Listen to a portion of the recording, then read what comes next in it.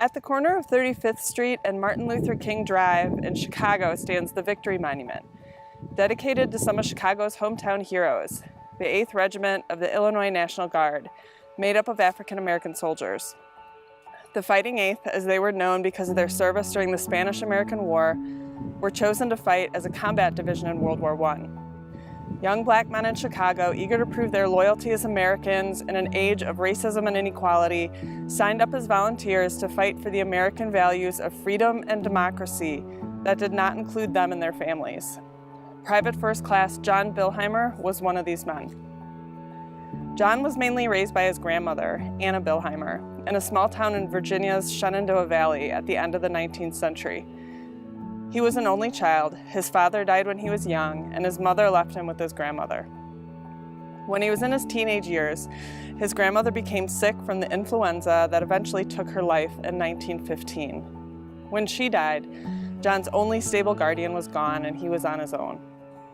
After his grandmother's death, John moved to Chicago's Bronzeville neighborhood, where he would feel at home among African-American migrants from the South. He enlisted in the Fighting 8th, a segregated combat unit which joined the Army's newly formed 93rd Division and headed for the front. For African Americans who were normally relegated to supplies duties during wartime, it was considered an opportunity to fight on the front lines. John may have been excited to have been chosen for active duty and to fight against the Germans. His hard work quickly gained him a promotion to become a private first class. The Fighting 8th Regiment from Chicago stayed together in France. They ended up near Cambrai on the Belgium border. They eventually went to battle alongside the French 10th Army against the Germans in September 1918 in the En-Marne region of France. PFC Billhimer was equipped with French guns and supplies to fight against the villainized Germans. Although the unit was under French command, French and African-American soldiers fought side by side. They had a difficult time communicating, but they were respectful of each other's abilities.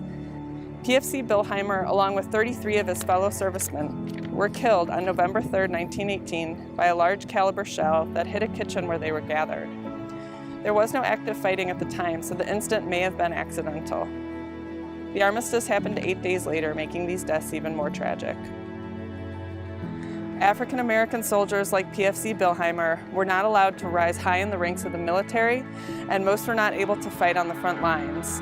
But despite these limitations, they signed up and put their lives on the line. These black soldiers listed on Bronzeville's Victory Monument, and their experiences during and after wartime laid the groundwork for future civil rights activism.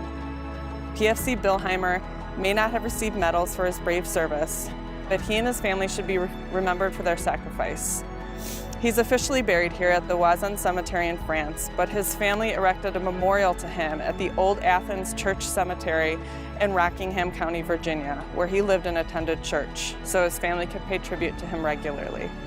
Today I feel humbled to remember Private First Class Billhimer, where he fell, and to honor his brave service for his country.